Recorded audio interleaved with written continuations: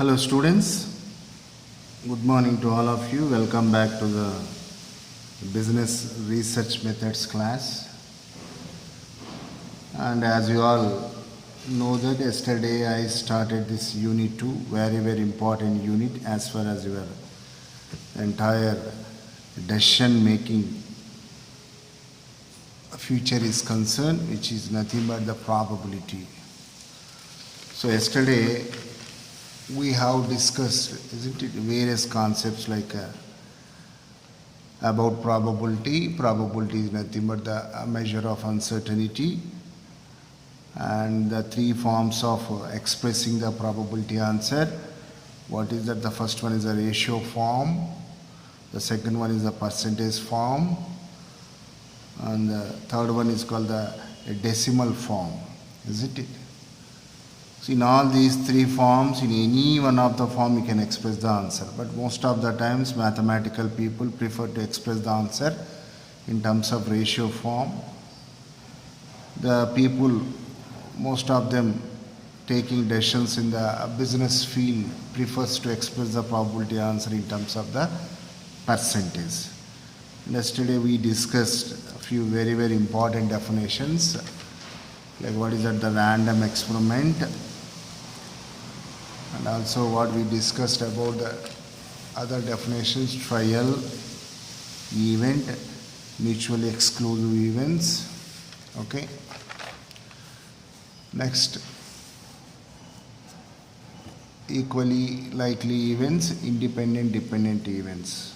So these are the things what we discussed yesterday. And today we go for to understand the very important concept as far as the probability is concerned. You all aware by now that the probability is a statistical tool which allows us to quantify the future. Something which is going to take place in the future can be, converted into a numerical value. That numerical information you are calling as the probability, or else the likelihoods, or else the chance. So various synonyms for what you call the probability only. Now, as far as today's discussion is concerned, today we are going to understand the definitions of the probability. Very important discussion this one, and there is a chance of getting one definition as a short answer question too. Okay. As far as the definitions of the probability is concerned, there are three definitions are there. Quite amazing, isn't it? Because generally a definition for any subject means we have unique definition. That means, for example, let us take statistics. What do you mean as statistics? Statistics is nothing but the field of science where you actually observe the collection, presentation and analysis of the data. Such a way defined. Chemistry. Chemistry is again the field of science which deals with the chemical compositions of various compounds, chemical elements. Such a way, if you think, the probability is not having a unique definition, but it is having three variety kinds of definitions. Why? Because in reality you are going to observe three variety kinds of experiments, strictly speaking random experiments. Yesterday I was explaining you all, to apply the probability concepts, the experiment should be of what type? Random, in the sense unknownness should be there. Exact predictability is there, though in those areas you cannot apply the probability concept, remember. Uncertainty should be prevailed. Understand? So there are three variety kinds of random experiments. So for every kind of random experiment, what you call a suitable definition was developed by the mathematicians. So, such a way, if you think, there are three variety kinds of definitions are there. The first definition is known as the classical definition of the probability. Classical. Or else this is also called as mathematical definition. Mathematical definition. Or else this is also called as a priori definition. A priori definition of probability. A priori definition of the probability. This is the first kind of definition. The second definition is known as statistical definition. Statistical definition of the probability. Or else this is also known as empirical definition of the probability. Or else this is also known as relative frequency definition. So relative frequency definition of the probability. This is called the second type. The third one, so which is known as axiomatic definition. So what do you call this one as? Axiomatic definition of what you call probability. Axiomatic definition of the probability. So such a way, if you think, how many types of definitions are there for the probability? 3 types. One is called the classical definition. The second one is called the statistical definition. The third one is called the axiomatic definition of the probability. Why? Because 3 variety kinds of random experiments. Understand? So let us suppose that 3 variety kind of situations I am going to explain now. Okay. The first situation, situation 1. So let us suppose that here a bowl is there. In that bowl, let us suppose that 5 red color balls are there. Okay. 3 black color balls are there. 2 white color balls are there. That is situation 1. Okay. Now let us take situation 2. Okay. Few medical volunteers are there. Medical volunteers. So for them, on actually these medical volunteers, let us suppose that some medical experiment is going on. One situation I am going to provide here, medical experiment. The third situation, situation 3. Now let us suppose that establishment of what we called solar energy plant. Solar energy plant. If you want to identify the success in all these 3 variety kinds of situations, accordingly you can use the classical definition, statistical definition, the axiomatic definition. So here, if you see in the first case, a bowl is there. In that bowl, how many balls are there? 10 balls are there. That means total number of balls are 10. N. Out of which, let us suppose that you want to identify what is the chance, likelihoods, or is the probability of picking a red color ball. You want to find out the probability of picking a red color ball. So how to do that? Nothing but the total number of red color balls, out of which 1 red color ball by total number of balls. How many balls? 10 balls.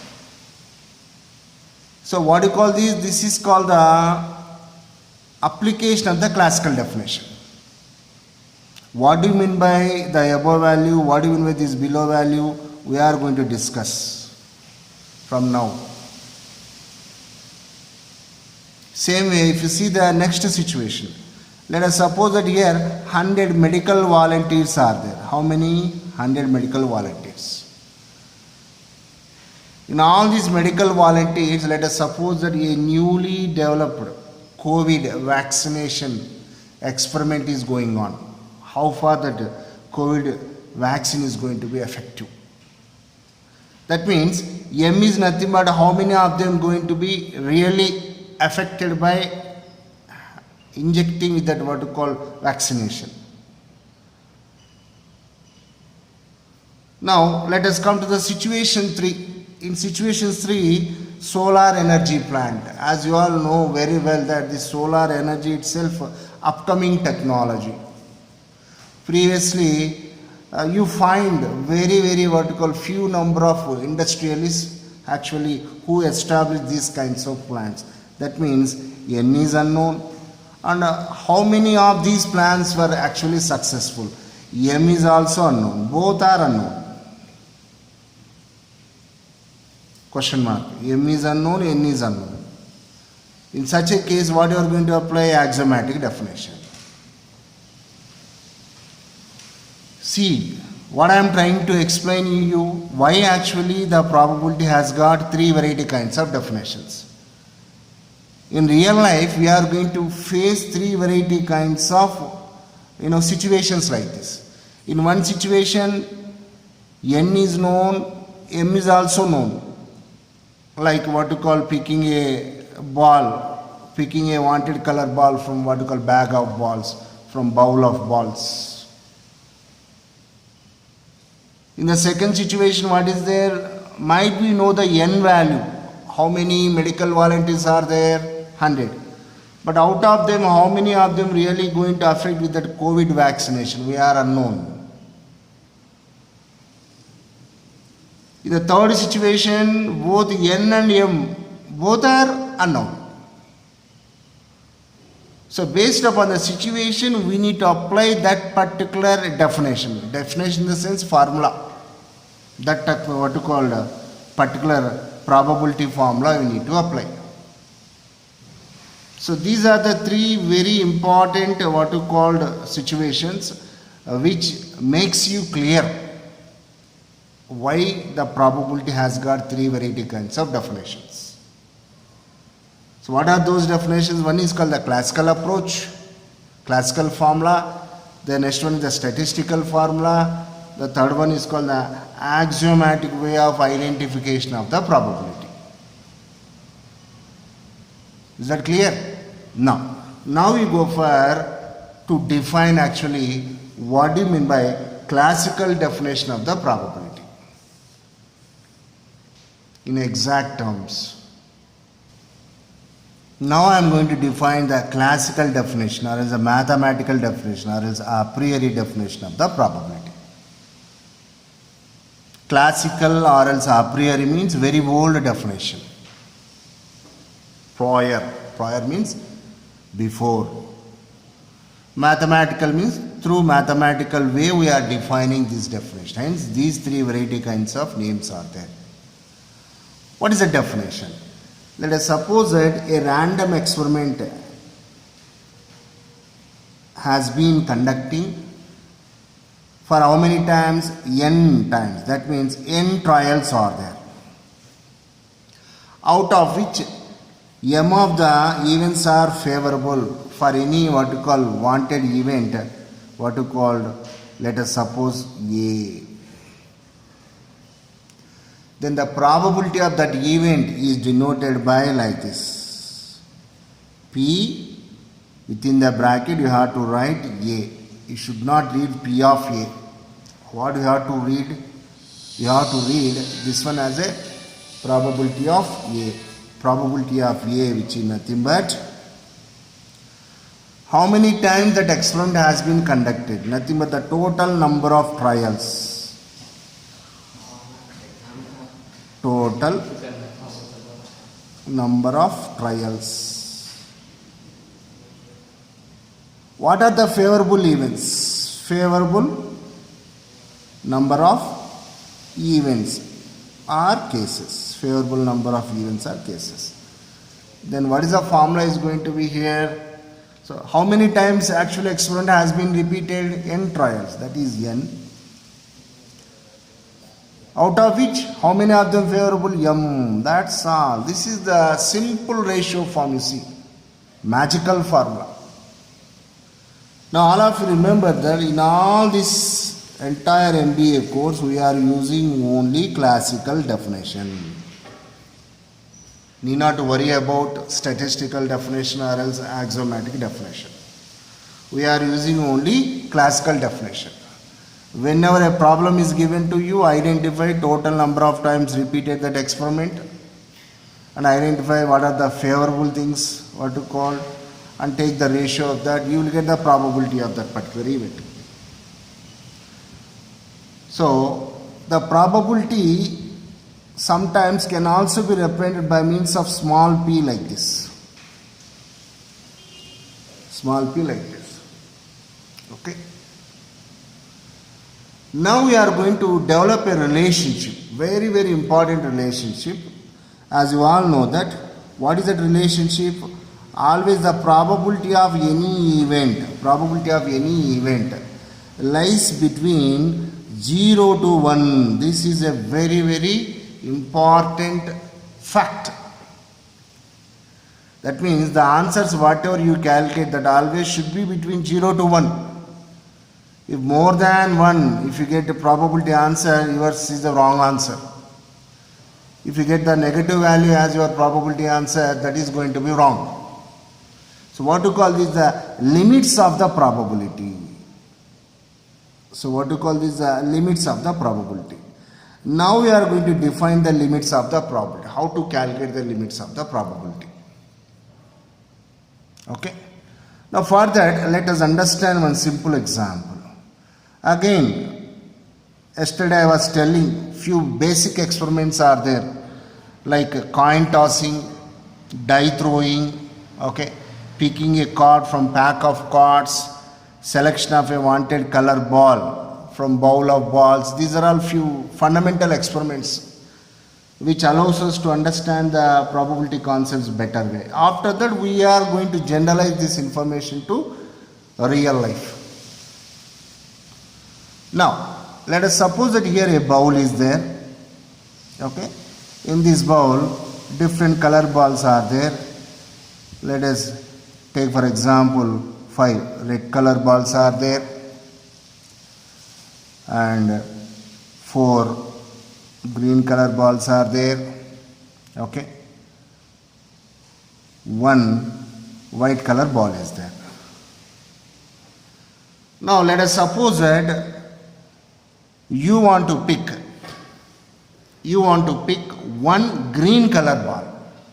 So what is the answer you required? You want to identify the chance of selection of a green color ball from this bowl without observing the balls when you are selecting. Understand? Now that wanted event, that wanted answer, we are going to represent by means of a special notation. What is that? A. Remember that in the probability, the wanted events are the results generally represented by the capital letters of English alphabets. Understand?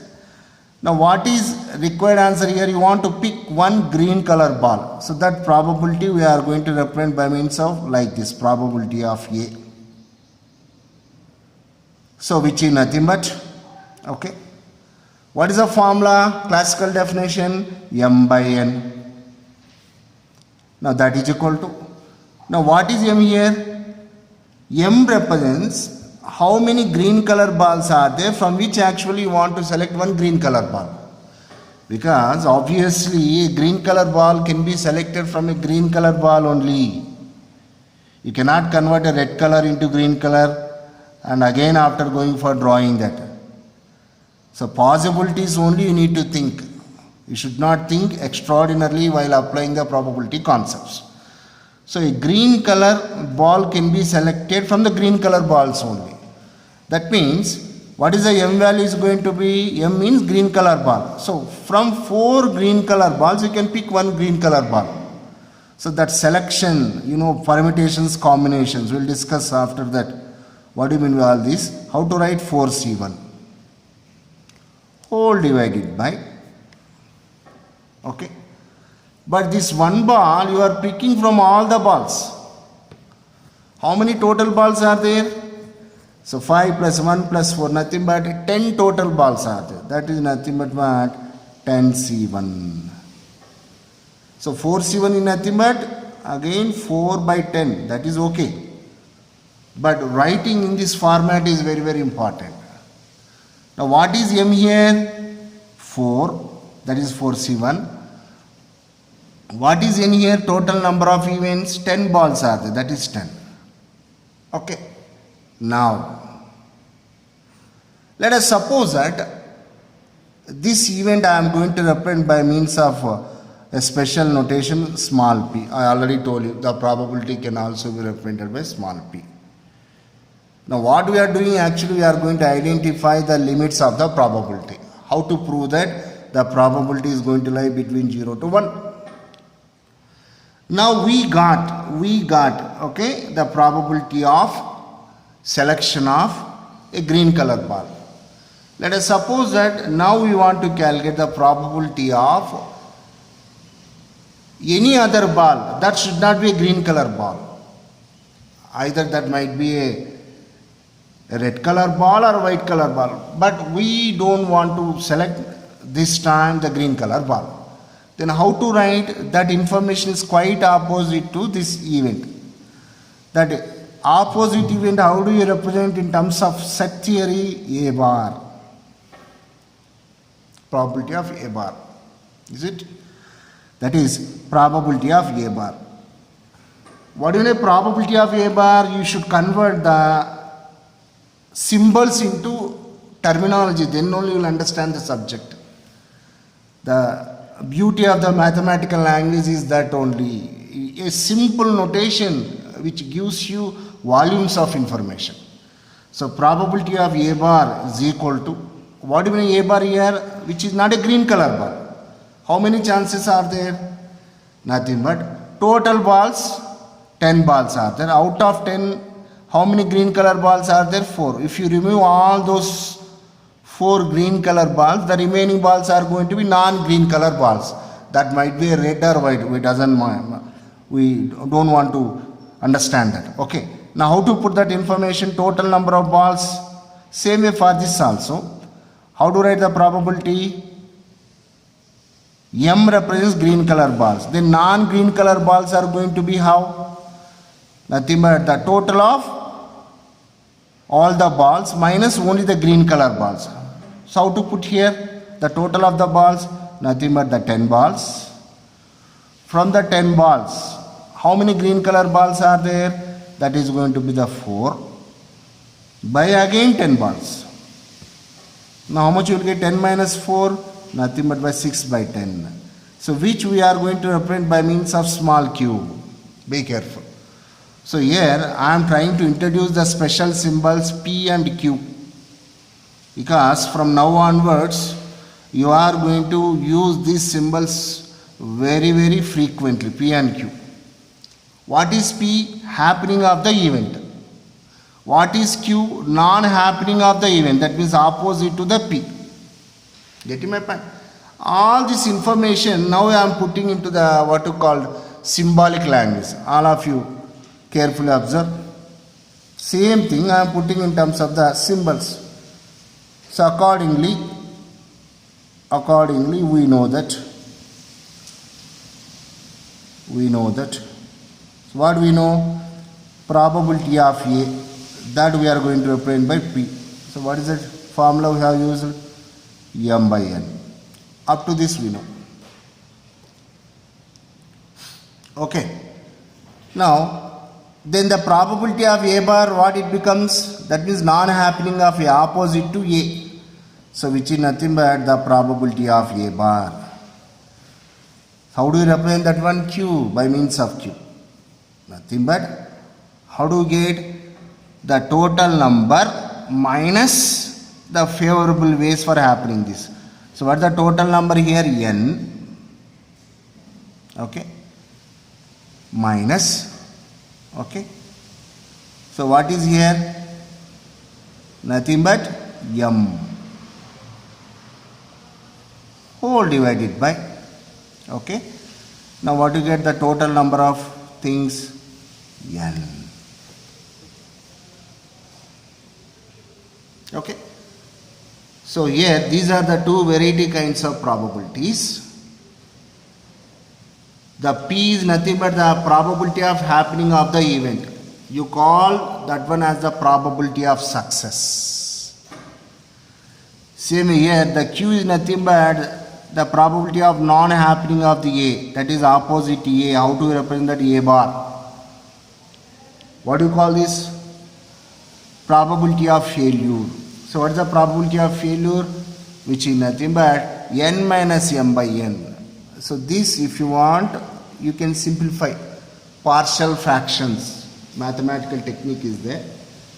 So based upon that technique, the what you called, we are dividing with this n on both the sides. Okay, splitting. So what do you get here? N by n minus m by n. Again you take LCM, you will get the same step. So what do you get now here? N by n, same number, same numerator and as well as the denominator gets cancelled. So this becomes 1 minus m by n. Okay. Now till now what you got? We got, that is probability of success. That is called, how do you represent P? So how much you got now? M by n.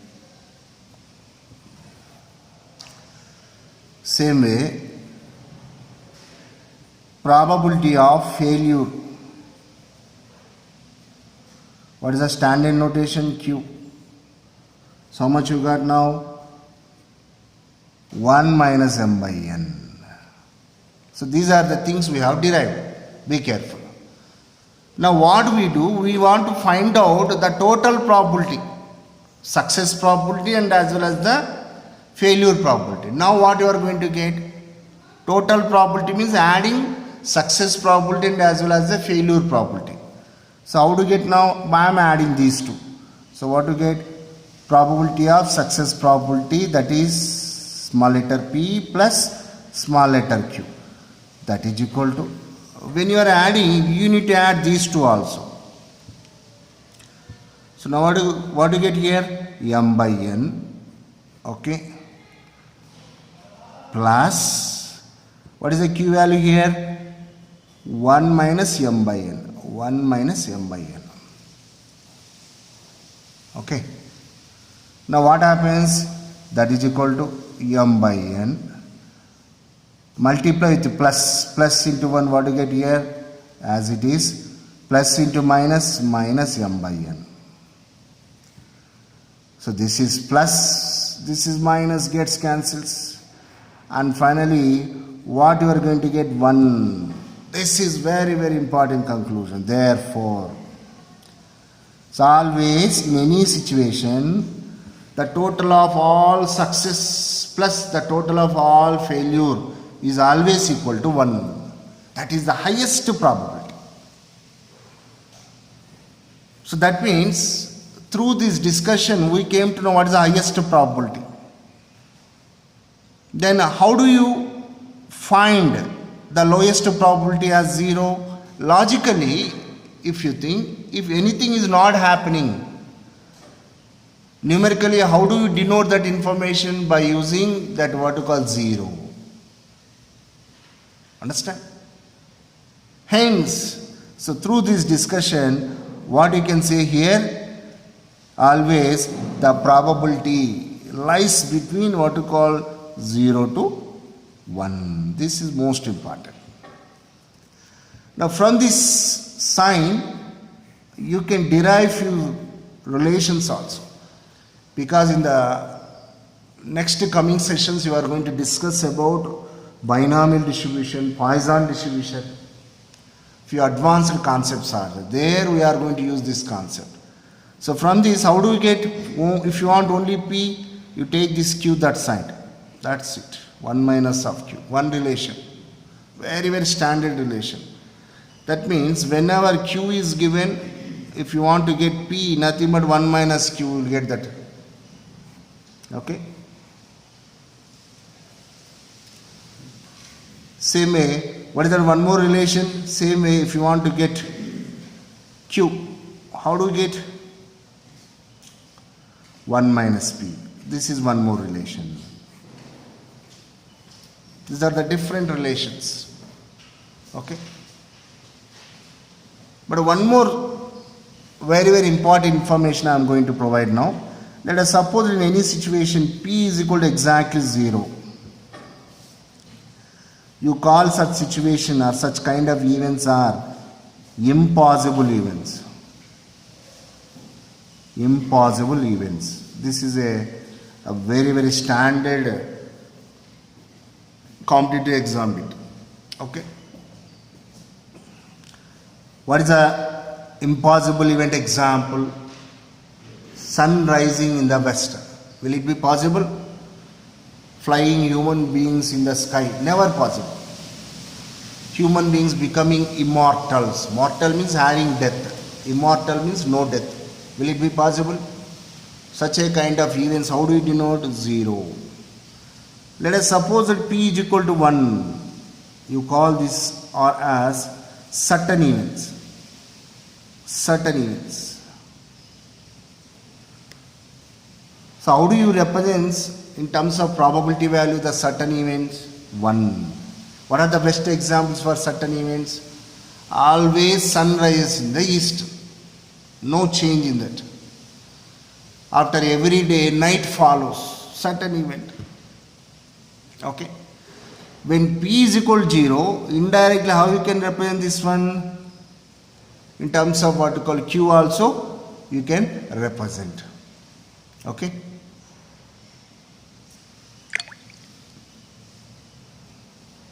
So quite opposite p value in terms of q, how do you write?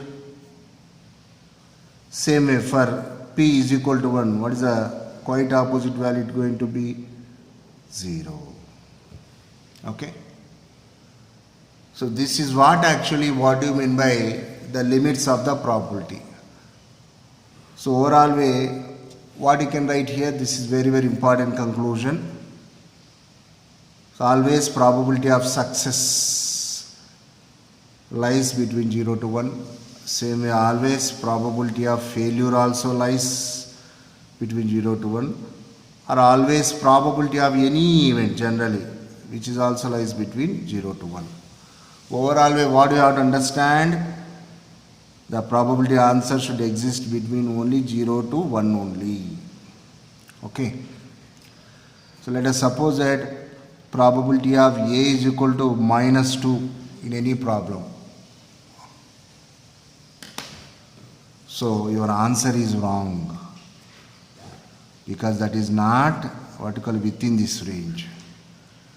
Let us suppose that your answer is probability of, let us one more symbol I am using, 0 is equal to 0.8. Yes, this is correct answer, because which lies between 0 to 1. Same way, let us take one more example. Probability of C is equal to -0.9. This is also wrong answer, because the probability answers cannot be expressed in terms of negativity by using negative sign. Okay. So today what we came to know, what do you mean by classical definition of the probability. So the probability of any event if represented by A, probability of A, then the classical definition says that the favorable number of events by total number of events or trials. If you want, you can write events also. How do we represent M by N? So what is the one more notation? Small p. Now we derived the limits of the probability. So if probability of A is M by N, then probability of A bar, and we simplified. Okay.